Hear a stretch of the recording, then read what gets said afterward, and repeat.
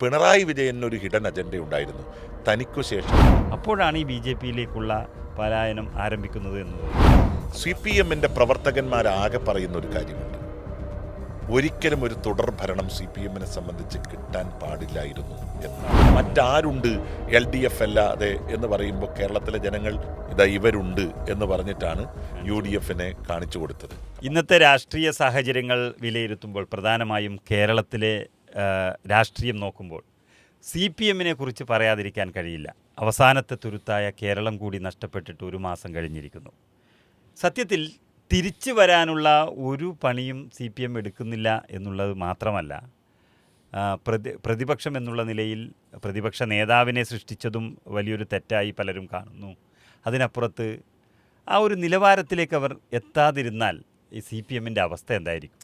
ലോക കമ്മ്യൂണിസ്റ്റ് പാർട്ടികൾ കണ്ട അതേ ദുരന്തത്തെ കേരളത്തിലെ കമ്മ്യൂണിസ്റ്റ് പാർട്ടിയും അഭിമുഖീകരിക്കുന്നു എന്നാണ് ഒറ്റ വാക്കിൽ നമുക്ക് പറയാൻ സാധിക്കുക. ഏകഛത്രാധിപതിമാർ വാണിരുന്ന കമ്മ്യൂണിസ്റ്റ് പാർട്ടിയിൽ അത്തരം ഏകാധിപതികളുടെ തകർച്ച ഉണ്ടാകുന്ന ഘട്ടത്തിലാണ് ആ പാർട്ടിയും ആ പ്രത്യയശാസ്ത്രവും ലോകത്തിലെ ധാരാളം രാജ്യങ്ങളിൽ നഷ്ടപ്പെട്ടു പോയത്. ഏറ്റവും ഒടുവിൽ ക്യൂബയെ കുറിച്ച് നമ്മൾ ഇന്ന് ഉച്ചയ്ക്ക് വാർത്ത ചെയ്തതാണ്.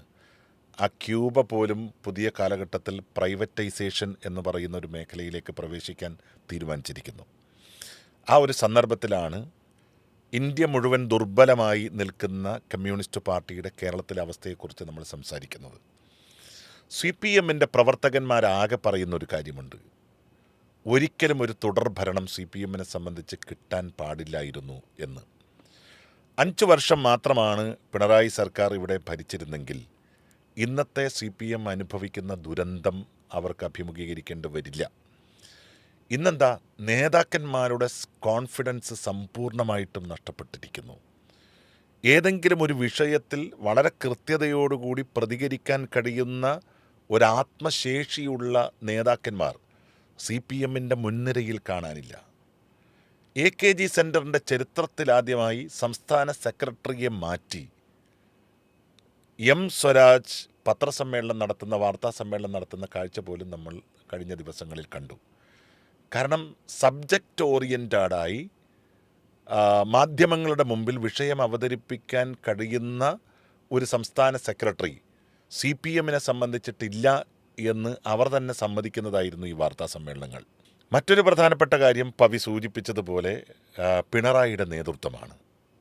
ഒന്ന്, അദ്ദേഹത്തിൻ്റെ ഒരു പ്രായം, സ്വാഭാവികമായിട്ടും അദ്ദേഹം അനുഭവിക്കുന്ന ചില ശാരീരിക പ്രയാസങ്ങൾ, 10 വർഷക്കാലം കേരളത്തിൻ്റെ മുഖ്യമന്ത്രി പദത്തിലിരുന്ന് സർവാഡംബര വിഭൂഷിതനായി സഞ്ചരിച്ചതിൻ്റെ ഒരു ഹാങ് ഓവർ, ഇതെല്ലാം കഴിഞ്ഞ് വളരെ വിരലിലെണ്ണാവുന്ന അംഗങ്ങളുടെ നായകനായി പ്രതിപക്ഷ നേതാവായി അദ്ദേഹം സഭയിലിരിക്കുമ്പോൾ ആ പിണറായി വിജയനോട് കേരളത്തിലെ CPM-ന്റെ പ്രവർത്തകന്മാർക്കും അനുഭാവി ഗ്രൂപ്പിനും ഒരു പ്രതിബദ്ധതയും ഉണ്ടാവില്ല.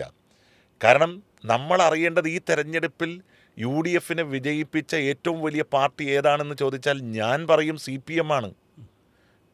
അതിനെത്രയോ ഉദാഹരണങ്ങൾ. 50,000 ആളുകൾ മാറ്റി വോട്ട് ചെയ്തത് കൊണ്ടാണ് പയ്യന്നൂരിൽ 50,000 CPM അനുഭാവികളും പ്രവർത്തകരും മാറ്റി വോട്ട് ചെയ്തുകൊണ്ടാണ് പയ്യന്നൂരിൽ ജയിക്കുന്നത്. 40,000 CPM-ൻ്റെ അനുഭാവികളും പ്രവർത്തകന്മാരും മാറ്റി വോട്ട് ചെയ്തുകൊണ്ടാണ് തളിപ്പറമ്പിൽ ജയിക്കുന്നത്.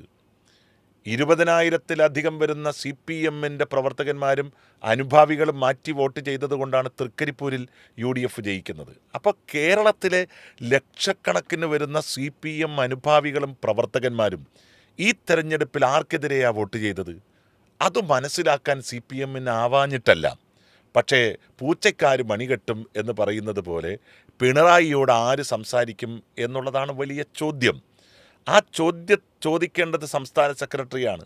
പക്ഷേ അദ്ദേഹത്തിൻ്റെ ഭാര്യയെ തന്നെ മത്സരിപ്പിക്കണം എന്നുള്ള ആഗ്രഹം ശ്രീ ഗോവിന്ദൻ മാഷ് മുമ്പോട്ട് വെച്ചപ്പോൾ അത് അംഗീകരിക്കാൻ പിണറായി നിന്നതോടുകൂടി പിണറായിയെ ചോദ്യം ചെയ്യാനുള്ള ശക്തി ഗോവിന്ദൻ മാഷക്കില്ല. പിന്നെ കണ്ണൂർ ലോബിയാണ് പിണറായിയെ പിന്തുണച്ച് മുമ്പോട്ട് വരേണ്ടത്. EP ജയരാജൻ വ്യവസായ വകുപ്പ് മന്ത്രിസ്ഥാനത്ത് നിന്ന് പുറത്താക്കപ്പെട്ടു. LDF-ൻ്റെ കൺവീനർ സ്ഥാനത്ത് നിന്ന് പുറത്താക്കപ്പെട്ടു. നിരവധി തവണ അപമാനിതനായി മാറി നിൽക്കേണ്ടി വന്ന EP ജയരാജൻ മനസ്സറിഞ്ഞ് പിന്തുണക്കാൻ സാധ്യതയില്ല.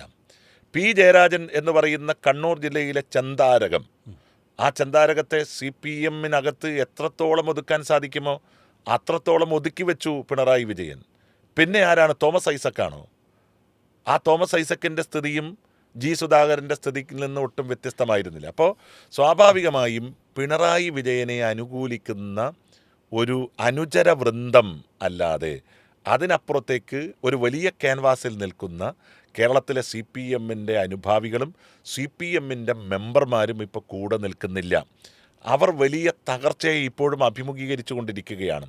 നാളെ കേരളത്തിൽ ശ്രീ നികേഷ് കുമാറിൻ്റെ ഒരു പ്രസംഗം ഞാൻ ശ്രദ്ധിക്കുകയുണ്ടായി.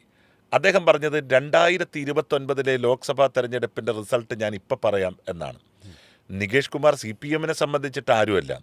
പക്ഷേ CPM-ൻ്റെ സോഷ്യൽ മീഡിയ കഴിഞ്ഞ 5 വർഷക്കാലം കൺട്രോൾ ചെയ്തതിൽ ഏറ്റവും പ്രമുഖനായിരുന്നു അദ്ദേഹം. അദ്ദേഹം പറഞ്ഞത് 31 മുതൽ 34% വരെ വോട്ടുകൾ എന്നാണ് എൻ്റെ ഓർമ്മ. ശതമാനത്തിൽ 1-2 വ്യത്യാസം ഉണ്ടാവാം. CPM-ന് 32 മുതൽ 36 വരെ ശതമാനം വോട്ട് BJPക്ക് എന്നാണ്. അതിൻ്റെ അർത്ഥം എന്താ? കേരളത്തിലെ CPM-ൻ്റെ ഒരു വലിയ വിഭാഗം BJPയിലേക്ക് കൺവേർട്ട് ചെയ്യാൻ അല്ലെങ്കിൽ BJPയിലേക്ക് പലായനം ചെയ്യാൻ വേണ്ടി കാത്തിരിക്കുന്നു എന്ന് അതിൻ്റെ ഇൻ്റലക്ച്വൽ വിങ്ങിൽ പ്രവർത്തിക്കുന്ന ഒരു മനുഷ്യൻ വന്ന് പ്രവചിക്കുകയാണ് പരസ്യമായിട്ട്. അതിന് ഇപ്പോൾ സ്വാഭാവികമായും ഒരു തെരഞ്ഞെടുപ്പിൽ വലിയ പരാജയം ഉണ്ടായിരിക്കുന്നു. അതിന് 100% ഉത്തരവാദി പിണറായി വിജയൻ എന്ന് മനസ്സിലായി. അതായത് ജനങ്ങൾ എല്ലാവരും പിണറായി വിജയനെതിരെ വോട്ട് ചെയ്തിരിക്കുന്നു. അതിനുശേഷം നടന്ന 14 ജില്ലകളിലെയും പല തട്ടിലുള്ള എല്ലാ കമ്മിറ്റികളിലെയും വിശകലനങ്ങൾ പിണറായി വിജയനെതിരാണ്. പിണറായി വിജയനെ ആ തലസ്ഥാനത്ത് നിന്ന് മാറ്റണമെന്നും പാർട്ടിയിൽ നിന്ന് തന്നെ പുറത്താക്കണമെന്ന് പറഞ്ഞ ചില ഏരിയ കമ്മിറ്റികളൊക്കെ ഉണ്ട്. അങ്ങനെയുള്ള ഒരാളെ വെച്ച് പ്രതിപക്ഷ നേതാവായി കൊണ്ടുപോകുന്നു. അദ്ദേഹത്തെ വിമർശിക്കാൻ ആരുമില്ല. അങ്ങനെയുള്ളൊരു പാർട്ടി ഇനി എത്രത്തോളം മുന്നോട്ട് പോകാൻ കഴിയും എന്ന് വ്യക്തമല്ല. അപ്പോഴാണ് ഈ BJPയിലേക്കുള്ള പലായനം ആരംഭിക്കുന്നത് എന്ന് തോന്നുന്നു. അതുമാത്രമല്ല, നിയമസഭയിൽ പിണറായി വിജയനോടൊപ്പം ഇരിക്കുന്ന ബാക്കി 34 MLA-മാർ അവരിപ്പോൾ ഡെസ്കിൽ കൊട്ടി കൈയടിക്കുന്നില്ല പിണറായി പറഞ്ഞാൽ. കാരണം അവർക്ക് താല്പര്യമില്ല, MLA-മാർക്ക് താല്പര്യമില്ല.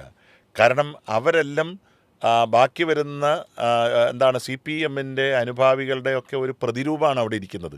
അവർക്കും കൈയടിക്കാൻ പറ്റാത്ത അവസ്ഥയിലേക്ക് വന്നിരിക്കുന്നു. പിണറായി വിജയൻ അടിയന്തരമായി ഈ തോൽവിയുടെ ഉത്തരവാദിത്വം താനാണ് എന്ന് ഏറ്റെടുക്കാൻ തയ്യാറായാൽ കേരളത്തിലെ CPM-ന് ഒരു തിരിച്ചുവരവുണ്ട്. അതല്ല, അദ്ദേഹം തുടർച്ചയായി സൂക്ഷിച്ചു വച്ചിരിക്കുന്ന ധാർഷ്ട്യം, ധിക്കാരം എന്ന് പറയുന്ന 2 സമീപനം, ആ സമീപനത്തിൽ കൂടി തന്നെയാണ് അദ്ദേഹം മുന്നോട്ട് പോകുന്നത്. അദ്ദേഹത്തെ പിന്തുണയ്ക്കാനാണ് സംസ്ഥാന സെക്രട്ടറി ഉൾപ്പെടെയുള്ള നേതാക്കൾ തയ്യാറാകുന്നത് എങ്കിൽ അനധിവിദൂര ഭാവിയിൽ CPM-ൻ്റെ സമ്പൂർണ്ണ തകർച്ച നമുക്ക് കാണേണ്ടി വരും. സമരരംഗത്തേക്ക് പോലും ഇനി അവർ വരില്ല. ഇപ്പോൾ ഉദാഹരണത്തിന് എൻഫോഴ്സ്മെൻറ്റ് ഡയറക്ടറേറ്റിൻ്റെ റെയ്ഡ് പിണറായി വിജയൻ്റെ വീട്ടിൽ നടന്നു.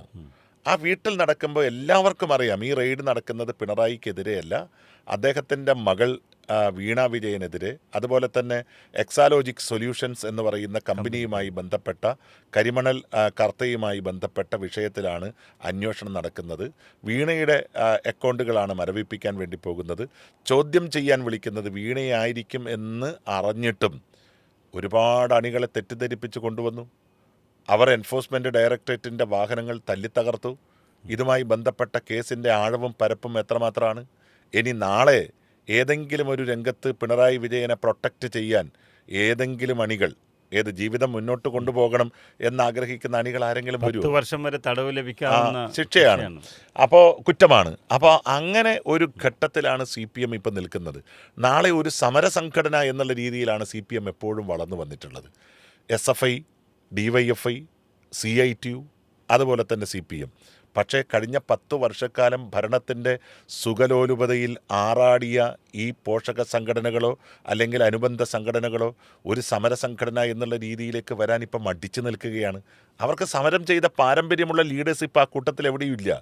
അവരെല്ലാം ഭരണത്തിൻ്റെ ഏറ്റവും വലിയ ശീതളിമയിൽ വിരാജിച്ചു പോയ ആളുകളാണ്. ഇനി ഒരു സമരസംഘടനയായിട്ട് CPM-ന് വരാൻ പറ്റുമോ? ഇനി അഥവാ വന്നാൽ ഇപ്പോഴത്തെ ഇങ്ങനെയുള്ള ഒരു ഹൈ ലെവൽ പെർഫോമൻസ് നടത്തിക്കൊണ്ടിരിക്കുന്ന UDF സർക്കാരിനെതിരെ സമരം നടത്തിയാൽ ആരാണ് വിശ്വസിക്കുക? ഇപ്പോൾ ഉദാഹരണത്തിന് ബജറ്റിനെതിരെ സംസാരിച്ചു. അതായത് തൂക്കി എന്നുള്ള തലക്കെട്ടോട് കൂടിയിട്ടാണ് ദേശാഭിമാനി മാത്രം വാർത്ത എഴുതുന്നത്.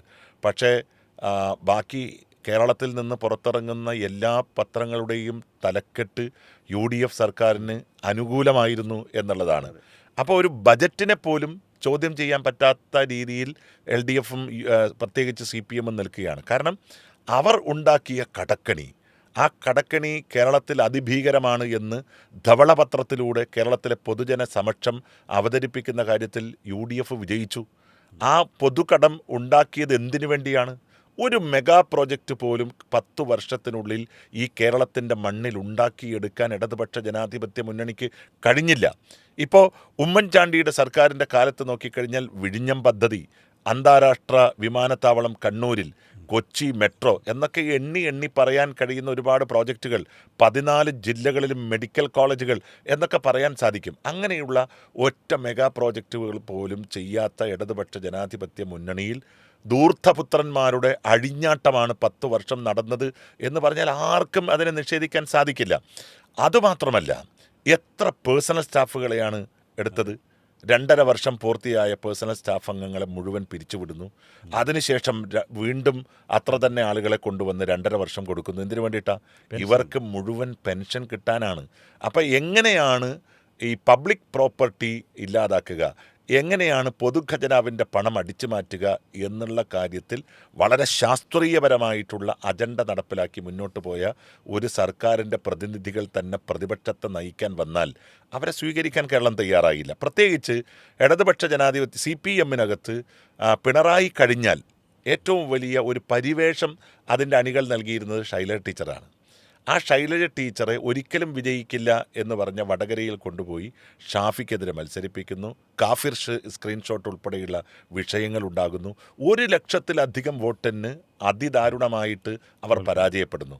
ഈ തെരഞ്ഞെടുപ്പിൽ അവർ 60,000 വോട്ടിന് മത്സരിച്ച് വിജയിച്ച മണ്ഡലമുണ്ട്. ആ മണ്ഡലത്തിൽ നിന്ന് അവരെ മാറ്റുകയാണ്. നിങ്ങൾ നോക്കണം, എന്തിനാ മാറ്റുന്നത്? എങ്ങനെയും ശൈലജ ടീച്ചറെ പരാജയപ്പെടുത്തണം എന്നുള്ള അദമ്യമായ മോഹം, ദാഹം. എന്നിട്ട് കേരള പ്രദേശ് കോൺഗ്രസ് കമ്മിറ്റിയുടെ അധ്യക്ഷൻ മത്സരിക്കുന്ന പേരാവൂർ മണ്ഡലത്തിൽ കൊണ്ടുപോയി അവരെ ഒരിക്കൽ കൂടി ദയനീയമായ പരാജയത്തിൻ്റെ പടുകുഴിയിലേക്ക് എത്തിക്കുന്നു. പിണറായി വിജയൻ മാറിയാൽ പിന്നീട് മുഖ്യമന്ത്രി സ്ഥാനത്തേക്ക് ഒരു ദളിത് പ്രാതിനിധ്യം ഉണ്ടാകും എന്ന് പ്രതീക്ഷിച്ച ശ്രീ രാധാകൃഷ്ണൻ, മുൻ സ്പീക്കർ, മുൻ പട്ടികജാതി പട്ടികവർഗ വകുപ്പ് മന്ത്രി, അതുപോലെ തന്നെ എല്ലാ മേഖലകളിലും പ്രവർത്തിച്ച ദേവസ്വം വകുപ്പ് മന്ത്രിയായി പ്രവർത്തിച്ച ഒരാളെ ഒരാവശ്യവുമില്ലാതെ ആര് നിന്നാലും വിജയിക്കാൻ സാധ്യതയുള്ള ഒരു മണ്ഡലത്തിൽ കൊണ്ടുപോയിട്ട് അദ്ദേഹത്തെ പാർലമെൻറ്റിലേക്ക് അയക്കുന്നു. പാർലമെൻറ്റിലേക്ക് അയക്കുമ്പോൾ സ്വാഭാവികമായും ഭാഷാ സ്വാധീനം വളരെ വലിയൊരു ഘടകമാണ്. ആ കാര്യത്തിൽ പോലും ശ്രീ രാധാകൃഷ്ണൻ, ഞാൻ അദ്ദേഹത്തെ ഇഴത്തിക്കാണിക്കാനല്ല, പക്ഷേ അദ്ദേഹം കേരള പൊളിറ്റിക്സിൽ വളരെ ഷൈൻ ചെയ്ത് നിൽക്കേണ്ടിയിരുന്ന ഒരാളാണ്. അദ്ദേഹത്തെ കേന്ദ്രത്തിലേക്ക് പറഞ്ഞയക്കുന്നു. അപ്പോൾ പിണറായി വിജയനൊരു ഹിഡൻ അജണ്ട ഉണ്ടായിരുന്നു, തനിക്കു ശേഷം തൻ്റെ മരുമകൻ എന്ന അജണ്ട. ആ അജണ്ടയിലേക്ക് എത്തിക്കാനാണ് ഇതൊക്കെ ചെയ്തത്. ഇപ്പോൾ നോക്കൂ, ഷംസീറിനെ പോലുള്ള കേരളം കണ്ട ഏറ്റവും മിടുക്കനായിട്ടുള്ള ഒരു നിയമസഭാ സ്പീക്കറെ മാറ്റുന്നു, അദ്ദേഹത്തിന് സീറ്റ് നിഷേധിക്കുന്നു, മറ്റു പലർക്കും നൽകിയപ്പോൾ. അതുപോലെ തന്നെ തോമസ് ഐസക്കിന് ഒരു വട്ടം കൂടി ഈ തെരഞ്ഞെടുപ്പിൽ സീറ്റ് നൽകാമായിരുന്നു, എന്നിട്ടും അദ്ദേഹത്തിന് സീറ്റ് നൽകാതെ മാറ്റി നിർത്തുന്നു. അങ്ങനെ ഒരുപാട് ആളുകളെ, പിണറായി വിജയന് താല്പര്യമില്ലാത്ത ആളുകളെ കേരളം മുഴുവൻ മാറ്റി നിർത്തി സ്ഥാനാർത്ഥി നിർണയം മുതൽ ഈ പാർട്ടിയെ തോൽപ്പിക്കാനുള്ള സകല അടവുകളും ചെയ്തതിന് ശേഷം കേരളത്തിൽ 10 കോടി രൂപയുടെ ഹോർഡിങ്സാണ് വെച്ചത്. ആ ഹോർഡിങ്സിൽ ഒറ്റമുഖം, എന്നിട്ട് ആ ഒറ്റമുഖത്തിന് താഴെ ഏറ്റവും ധിക്കാരപരമായിട്ടുള്ള ടാഗ്ലൈൻ അല്ലെങ്കിൽ സ്ലോഗൻ ആണ് അതിനകത്ത് വെച്ചത്. എന്താണ്? മറ്റാരുണ്ട് LDF അല്ലാതെ എന്ന് പറയുമ്പോൾ കേരളത്തിലെ ജനങ്ങൾ മറ്റാരുണ്ട് എന്ന ചോദ്യത്തിന് ഇവരുണ്ട് എന്ന് പറഞ്ഞിട്ടാണ് UDFനെ കാണിച്ചു കൊടുത്തത്. അപ്പോൾ അതുകൊണ്ട് CPM വലിയ ഒരു തകർച്ചയെ സത്യത്തിൽ നേരിട്ടുകൊണ്ടിരിക്കുകയാണ്. ആ തകർച്ചയിൽ നിന്ന് രക്ഷപ്പെടാനുള്ള ഏക ജാലക മാർഗം എന്ന് പറയുന്നത് പിണറായി വിജയനെ പ്രതിപക്ഷ സ്ഥാനത്ത് നിന്ന് മാറ്റുകയും ഗോവിന്ദൻ മാഷെ സംസ്ഥാന സെക്രട്ടറി പദവിയിൽ നിന്ന് മാറ്റുകയും പുതിയ ഒരു നേതൃത്വത്തിൻ്റെ കൈകളിലേക്ക് CPMനെ കൊണ്ടുചെന്നെത്തിക്കുകയും ചെയ്യുക എന്നുള്ളതാണ്. പക്ഷേ ആ കാര്യത്തിൽ ഇന്നത്തെ CPMന് എത്രത്തോളം ആത്മധൈര്യമുണ്ടാകും എന്നുള്ളതാണ് ഏറ്റവും പ്രധാനപ്പെട്ട ചോദ്യം.